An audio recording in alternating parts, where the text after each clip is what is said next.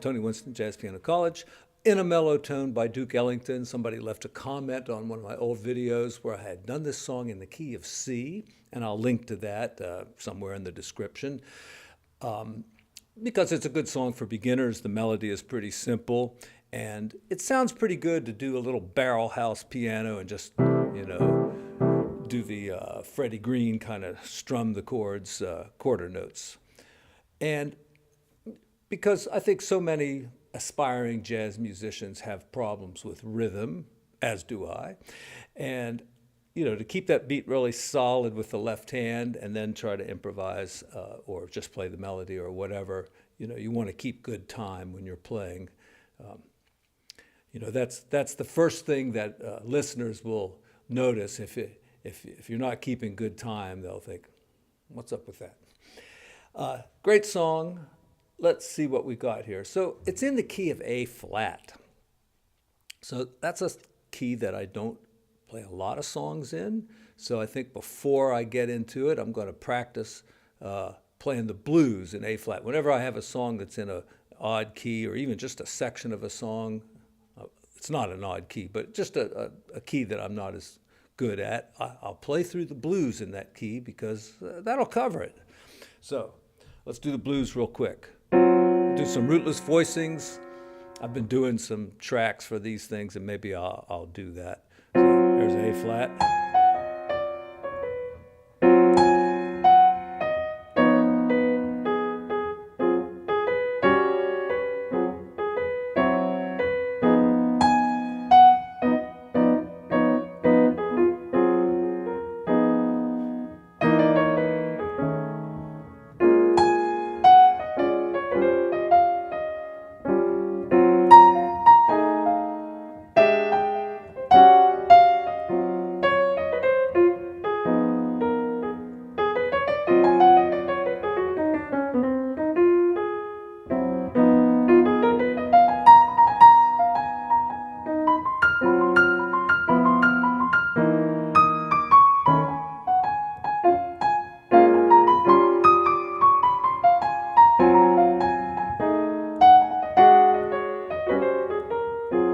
So a couple things. I noticed that the one of the blues scales that you can use would be the F blues scale, and that's a scale that you're probably more familiar with.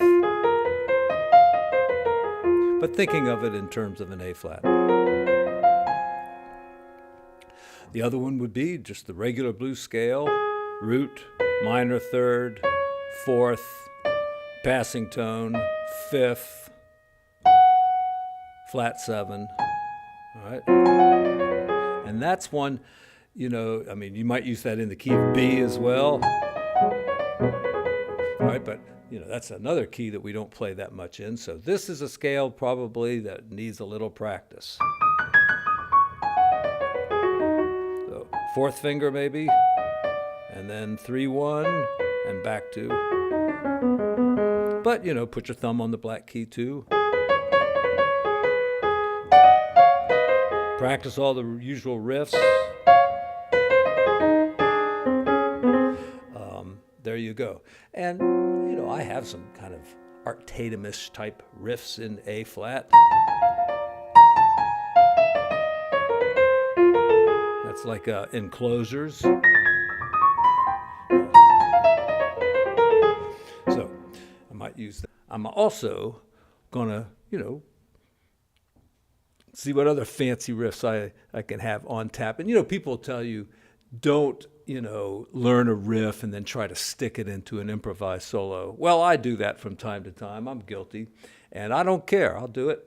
But when I was studying with Ted Howe for 5 or 6 years, he never wanted me to do any kind of cliche riffs or anything. It was always like make it up on the spot. And so I kind of tend to do that all the time. But it doesn't bother me at all to have something kind of worked out that I can throw in there. So, all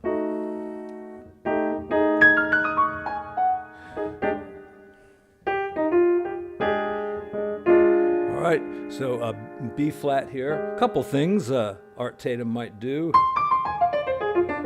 A 2-finger run once you hit here, 2 1 2 1 2 1 2 1 2 1, as far as you want to go, and have a bass note ready usually.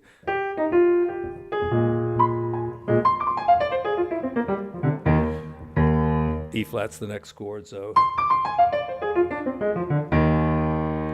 And Art Tatum would probably take over with his left hand and finish out the riff like that. And here, we talked about the blues scale, the 2 different blues scales, and also just a pentatonic.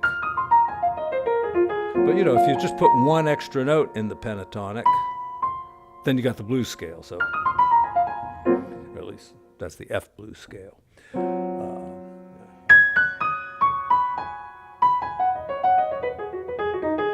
That would be like the A flat minor pentatonic, which is going to work on a dominant chord, okay? Because it's the blues scale without the blue note. All right, let's see what else we got. E flat minor. All right, so, looking at the notes in the minor 7th chord, you can just go and maybe use other fingers. 1 2 3 4 1 2 1 2 3 4, or all these notes are good, so just pick the ones you want to go up to. Let's see, what else could we do? Then we get to D flat. Well, I got the same run in D flat. I might use that. And G flat. Let's see, that's not right. G flat. All right, yeah, that comes from. I know that's kind of my new favorite riff. I use that a lot. So look, it works on F sharp, but it also works on like a C altered.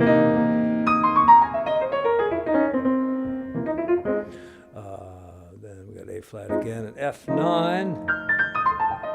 That's another, it's exactly like the other 2-fingered riff I did, but in this key now.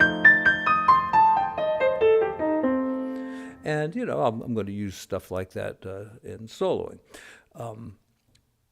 But let's go through the song, and, I'm going to throw in some of those riffs because that's a good way to sneak the song past the copyright, It's not that I want to deny Duke Ellington his money, but, this is an educational video, and we're not really playing the whole song exactly the way he wrote it or anything like that. In fact, you could take these chords and just write a different song on it, and that'd be fine.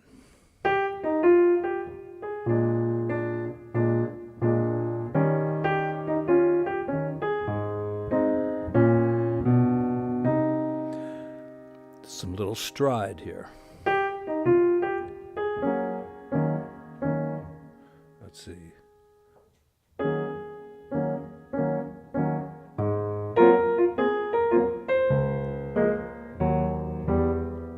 Same idea. And then G flat.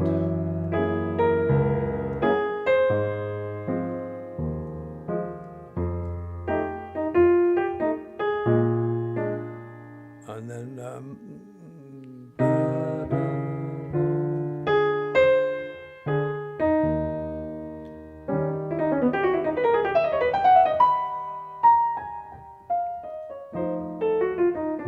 another little Art Tatum run there, and that I got that out of a book of Art Tatum stuff.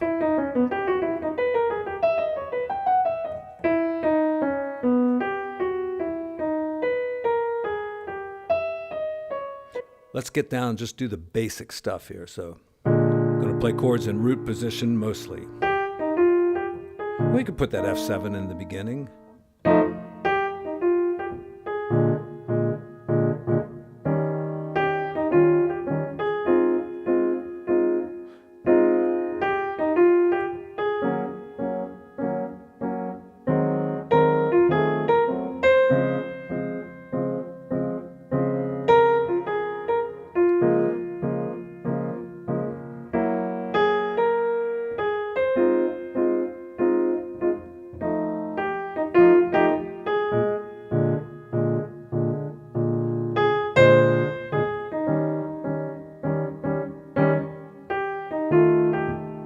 just guide tones.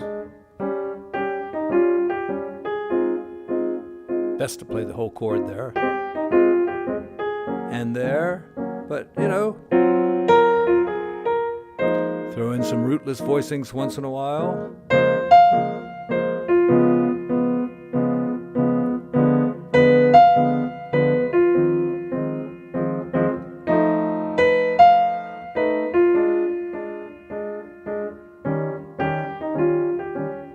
And you could just walk it down like this. Good way to turn it around. What have they got?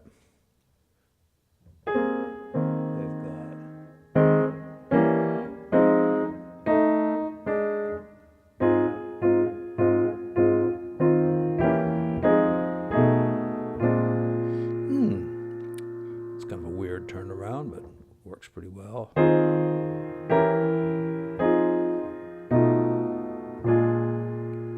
I like it.